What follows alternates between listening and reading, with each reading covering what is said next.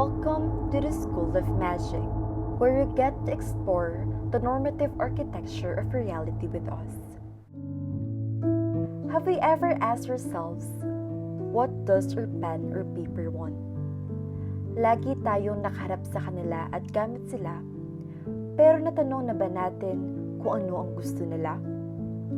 How about our pets? Alam ba natin yung totoong mga gusto nila? Or ano lang yung sa tingin natin gusto nila? How about yung plants, mountains, Mother Nature? How is their day going? How about the statues, paintings, and architectures we adore? Have we ever thought if there's more to it than simply aesthetic? In other words, do things, animals, and other non-human entities experience their existence in a way that lies outside our own species-centric definition of consciousness? Hindi lahat ng bagay ay maaari nating maintindihan. May mga bagay na outside of the human knowledge. It is precisely these questions that the philosophical movement, known as object-oriented ethics, is attempting to answer. For those left scratching their heads at this philosophical proliferation, I hope entering what seems to be the other dimension will help you better understand what object-oriented ethics is all about. We will be discussing other concepts related to it, whether it is a myth or philosophy, and the perception of other thinkers about OOE. So once again, we welcome you to the School of Magic. Please enjoy your journey on the other side of the dimension. Hello everyone, again, welcome to the School of Magic, where we tackle Justin Harmon's The Normative Architecture of Reality towards an object-oriented ethics. Specifically, for today's lecture, we will only be discussing the first chapter entitled What is Living and What is Dead in Speculative Realism. The work was written by Justin L. Harmon as his doctoral dissertation for his degree of Doctor of Philosophy in the College of Arts and Social Sciences at the University of Kentucky. Currently, he is a faculty member of South Oregon University. To see his other work, we have included his profile in the speaker notes of the presentation. So, before we dive deeper into the reading itself, let us first discuss the important related concepts. First, object-oriented ethics, which is defined by Harmon, is a strategy to recover the sense of the ethical prior to its ossification in the ideal domain of values, housed in one or another structure of privileged subjectivity. Thus, he insists that this is not an objectivist ethics. Overall, he says that it is a strategy for thinking an ethics that is reducible neither to subjective values nor to objective principles. On the other hand, Graham Harmon, a philosopher, maintains that objects withdraw from direct human and non-human contact so that all relations between things are always indirect and must be accounted for rather than taken for granted. So, in simple terms, there is no direct interaction between humans and objects, and there is also no direct interaction between inanimate objects themselves. Instead, only human perspective can bring an object back to life. Later, you will be introduced to the Speculative Realism event that happened in 2007. For now, all you need to understand is what Speculative Realism and Correlationism are and their differences. So let's start with the former. Speculative realism is somehow challenging to define since it encompasses all the philosophical concepts that critique, counter, and reject correlationism. This was first coined by Ray Bracer, where the main idea is dissociating objects from people. On the other hand, correlationism is the opposite and is much easier to define. This term was coined by Melasot and focus on an arguably subjective point of view. It is the belief that existence is reducible to human experience of existence or simply what the object means to us. So let's have an example to understand the concept better. When we look at this clock, what can we infer? In speculative realism, a clock is a machine made up of different parts that work together. You view this object as how one might view it as an extraterrestrial being. As an example, you may not even know how to use it. However, in correlationism, we know what clocks are used for by relating our human experience, which is time. It can also mean as an object for waking us up or correlate it with being late for class, for example. Now, let's move on to Justin Harmon's work itself. What Harmon aims is not to reduce human beings into mere things or objects, but instead give objects a level of dignity and considerability reserved usually for gods and humans. So the message that he wants to give us is that he wants all entities to have the same level of recognition. His approach in his paper is called the post-humanist proto-ethics. He described post as the late modern human condition of coming to grapple in a serious way with the metaphysical and histocultural assumptions in which our identities as modern humans are entangled. So, in other words, this concerns the ethical position that extends moral concern to things that are different from us, and in particular, to species and objects with which we cohabit the world. So, isang example na dito, yung mga objects na nakikita natin, objects that surrounds us. He moves on to the next point by expounding that post-human ethics is a closure of myth. And now you might be wondering, what is a closure of myth? What is even a myth, and how is it different from philosophy? So, myth indicates the self-concealing background from and against which every explicit self-presentation, practical or theoretical, is deployed. Philosophy, on the other hand, points to one singular opening of or space of access to truth. So, those were the definitions of Harmon on what myth and philosophy is, and he uses this concept to introduce his work on object-oriented ethics. So that's all for the introduction of Harmon's work, and a specific overview on Harmon's thoughts on object-oriented realism will be discussed next. So in April 2007, Quentin Melassu, Graham Herman, Ray Basir, and Ian Hamilton Grant spoke at Goldsmiths College in London, and this was called as the first speculative realism event. They may have different views on a number of substantive points on their speculative realism, but all of them are unified against a common antagonist, which is correlationism, as what was discussed earlier. So ayon sa mga speculative thinker, post-Kantian philosophy has been a transparent cage. The contemporary philosophers nowadays have lost the absolute outside of pre-critical thinker, which refers to the outside, which was not relative to us, which was given as indifferent to its own giveness to be what it is, and existing in itself whether we are thinking it or not. So in relation to this, sinabi nila Levi Bryant, Nick Snickner, at Graham Herman sa kanilang introductory essay to the edited volume of the Speculative Turn na in the face of looming ecological catastrophe and increasing infiltration of technology into the everyday world, including our bodies, that it is not clear that the anti-realist position is equipped to face up to these developments. Maybe the post-Kantian philosophy is not enough for these developments, especially sa mga pagbabagong nangyayari sa paligid natin ngayon. Thus, what is needed in the face of looming ecological catastrophe is the recuperation of a non-dogmatic and non-idealist conception of the absolute. So ano nga ba ang ibig sabihin nito? Why is this important?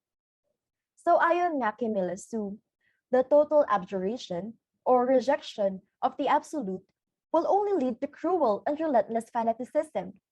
What he wants to say is that it is possible to foresee an absolutizing thought that will not be completely absolutist.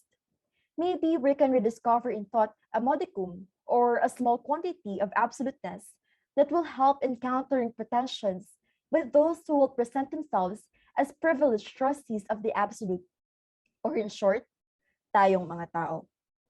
Kaya he encourages us to understand and grasp how thought is able to access an absolute, a being that presents itself as non-relation to us, humans, na maaari itong mag-exist whether we exist or not. However, may mga arguments si Melissu disagreed by Harmon. Melissu instead insisted that correlationism cannot be overcome, but must be radicalized mathematically or quantitatively from within. Ayon kay Harmon, this is unnecessary. Dahil over-quantitative, dapat mas pagtuunan natin ng pansin ang qualitative. Because through this, we perceive the ways in which a thing exceeds human measure, such as our perception, knowledge, and understanding of it. Therefore, nag-agree siya kay Alfonso Dines, who claimed that the qualitative features of a thing reveal its nature and reality more than do its quantitative features. And the real colors and resonance and warmth, we perceive the consistency of a real thing. However, Harmon agrees with Melissu's argument on the implication that difference is the one irreducible metaphysical primitive. So in this regard, Harmon found Melissu's reasoning quite powerful. According to Melissu, and I quote, "We can know at least that no contradictory entity is possible, because it will be tantamount to a black hole of difference, into which all authority will be irremediably swallowed up, since the being other of this entity will be obliged simply by virtue of being other than it, not to be other than it." End quote. Sinasabi dito na hindi maaaring magkaroon ng contradictory entities because this would result to a black hole of difference. And according to Melissu, to which Harmon agreed on, difference is the one irreducible metaphysical primitive. So next tayo, the actor network theory as a source of great inspiration for certain speculative realists, such as Graham Harman and Levi Bryant. Under this theory is theory of irreductionism, in which all entities are equally real, though not equally strong insofar as they act on other entities.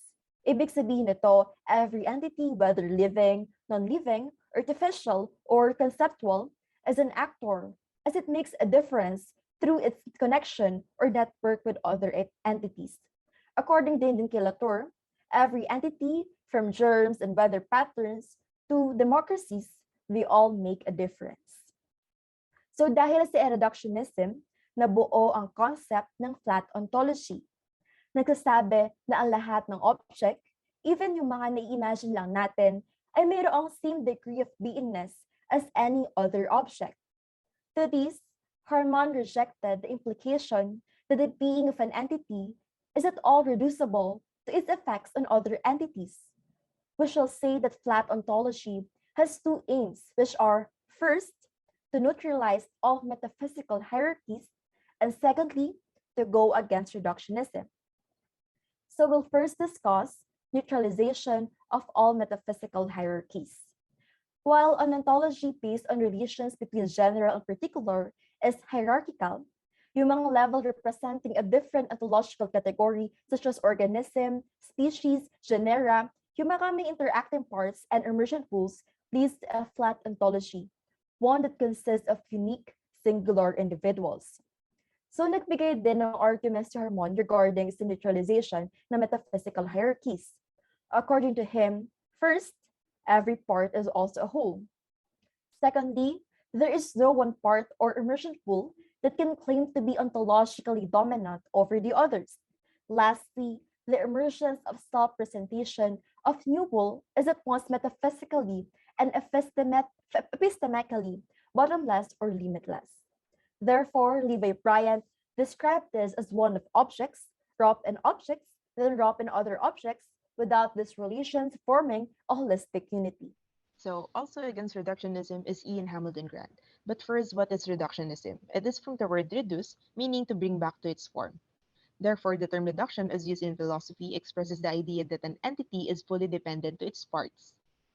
So, for Ian Hamilton Grant, what phenomena are cannot be reduced to how they appear for any given apparatus of perception, technological or biological. In short, objects cannot be reduced to their mechanisms. While both Harmon, Bryant, and Grant share the same perspective, there's still a difference between the proper characterization of ontological excess or withdrawal. Take note that withdrawal is the proper characterization of this ontological excess and its role in the irreducibility of entities. So para kay Harman, ang real entities daw ay marereduce lang from each other at a nominal level. Para naman kaila Bryant and Grant, marereduce lang ito sa phenomenal level. While both express significant points, Justin Harmon has a different take which we will discuss at the latter part of this report. And so moving forward to the next philosopher, we have Graham Harman na kilala sa kanyang object-oriented philosophy or object-oriented ontology or OOO, which may be understood as a subfield of speculative realism. Ang main argument lang naman nito ay individual entities of various different scales are the ultimate stuff of this cosmos, and that these objects cannot be reduced to anything else but must be addressed by philosophy on their own terms. According to Harman, there are two broad paths of which post-Kantian philosophy has tended to reduce objects. Undermining, na basically sinasabi lang na reducing objects to its building blocks. At ang overmining or reducing an object to its meaning or events. An example of undermining siguro ay ang paniniwala na all objects are made out of atoms and they are nothing but just a pile of molecules.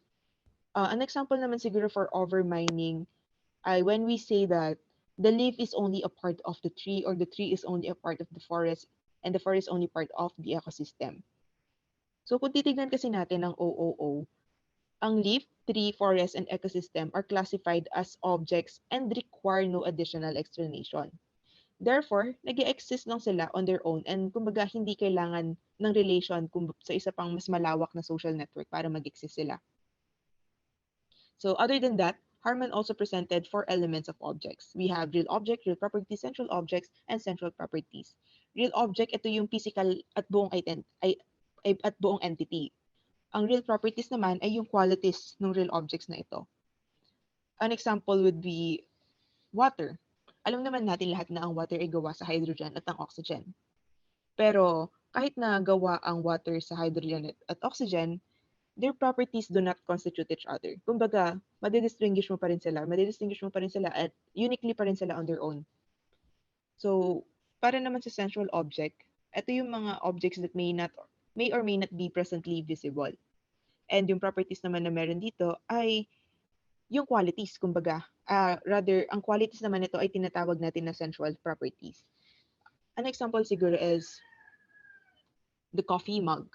Ang coffee mug, gawa ito sa silicate molecules, arrange siya into certain properties, into certain hardness, color, conductivity, and so on.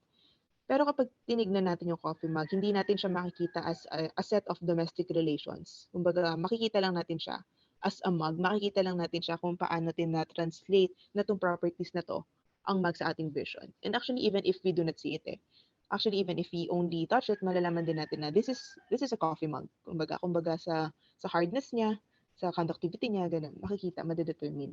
So, ang essence lang naman in this view is that nothing more than the tension between a real object and its real properties in a single instant, not some timeless nature that each thing must possess from the dawn of the world. Kumbaga, hindi lang natin tinitignan how objects exist or kung how they are born and then die. Kumbaga, each object ay unique. Meron siyang unique properties, meron siyang unique structure, and nag-exist siya sa own grounds at own terms nito.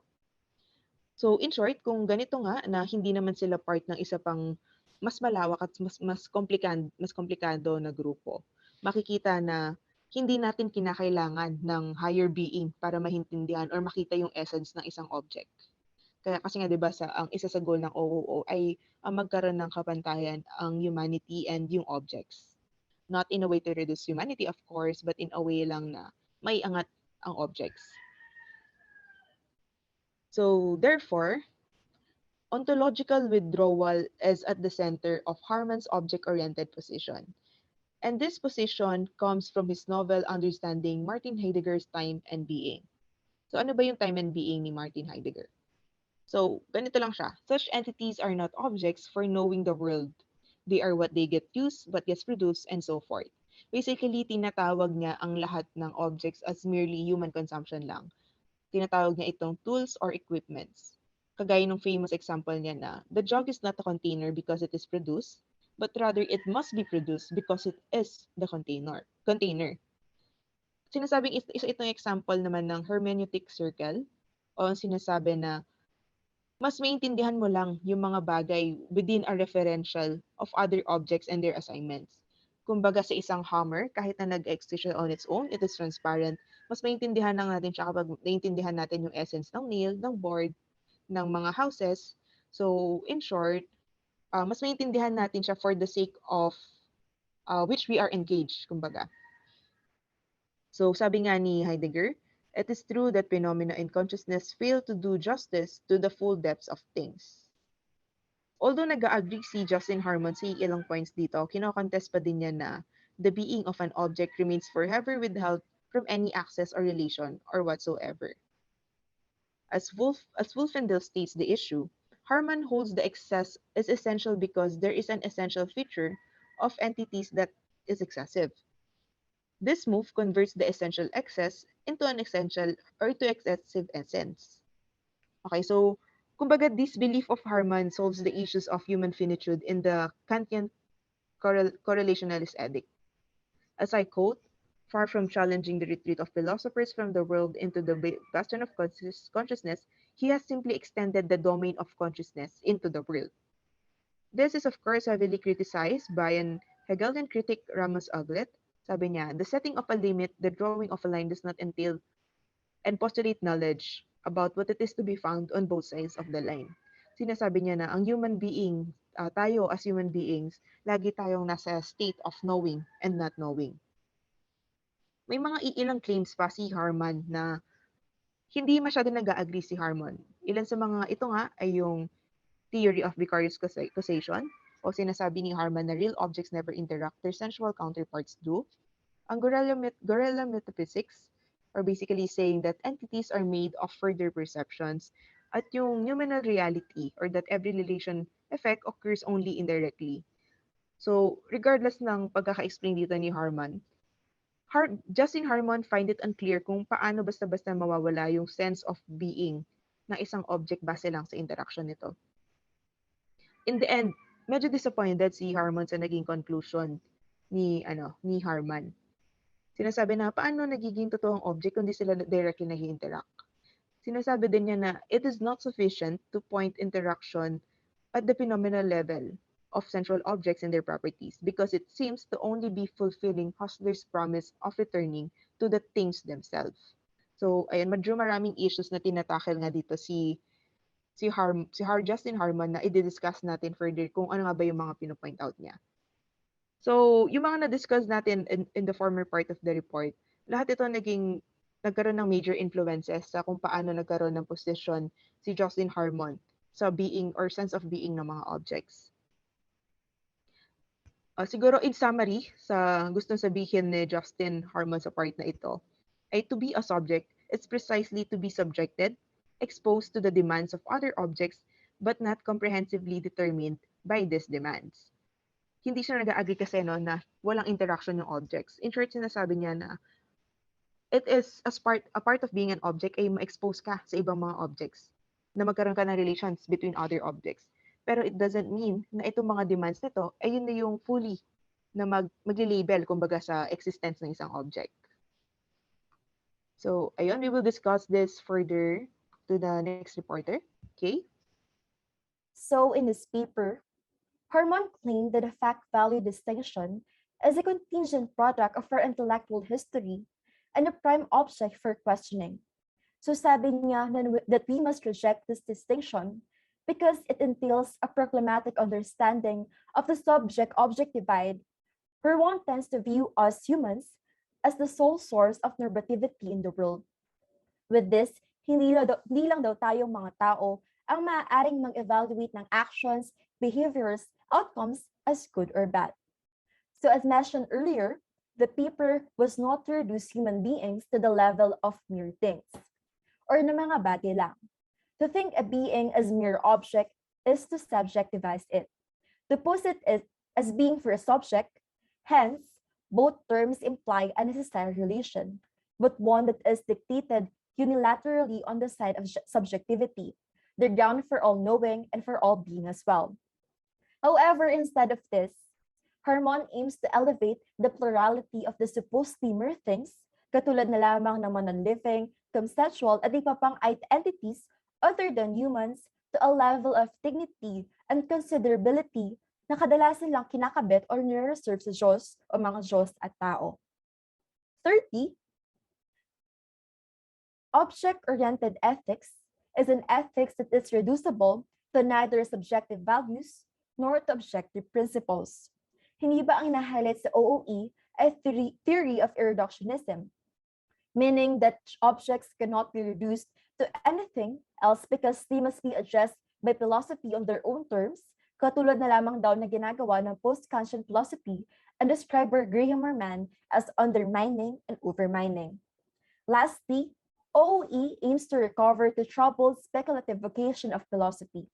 Sabi nga sa panahon ngayon, kung saan nanganganib ang mundo sa mga banta na ecological catastrophe at sa patuloy na pagiging modernize natin bunga ng technology, nararapat lang na recover natin yung non-dogmatic and non-idealist conception of the absolute. So sa correlationist view nga ng post-Kantian philosophy ay sinasabi na humans cannot exist without the world, nor the world without humans. But we need to change this kasi there are things in this world outside of human knowledge. So what we need to do is speculate beyond the critical and linguist terms as a concern with the absolute, but while also taking account yung mga progress resulting from the labor of critic. So for its applications, object-oriented ethics is also influential in arts and architecture. So with arts, yung mga artworks based on OOE are more interested to show how objects exist, act, and live beyond the realm of human perception. So they are dedicated sa pag-explore ng reality, agency, and private lives of non-human entities. So sabi nga ni Timothy Morton, is leading thinker alongside Harmon, art is charisma, pouring out of anything whatsoever, whether we humans considered it to be alive or sentient or not. While for architecture, it is necessarily a compound object. Materials come in certain sizes and are assembled together into larger buildings. At ito yung role ng architect, yung pag-organize ng pieces. However, it is emphasized that an architecture cannot be reduced to its parts or its materials, nor can it be reduced to its creator's life. Ito nga di ba yung tinutukoy sa theory of irreductionism. A major flaw in the essentialist, whether metaphysical or nominalist discourse, kung saan we strive to tackle complex social, political, and ethical issues, is that it is ontic rather than ontological, meaning that it deals with beings cut off from their being with facts rather than truth. So what's the difference between the two? Facts are different than values, inasmuch as the values derive from the facts. However, truth is still considered deeper than facts. Truth is the inaccessible origin, the ongoing source of beings and their being, that from each individual, facts are abstracted, isolated, and passed along.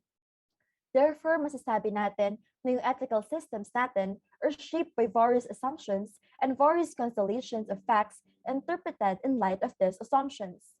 However, in object-oriented ethics, there is the revealing of the concealing advent of being, the truth of being as such. So that's it for our discussion.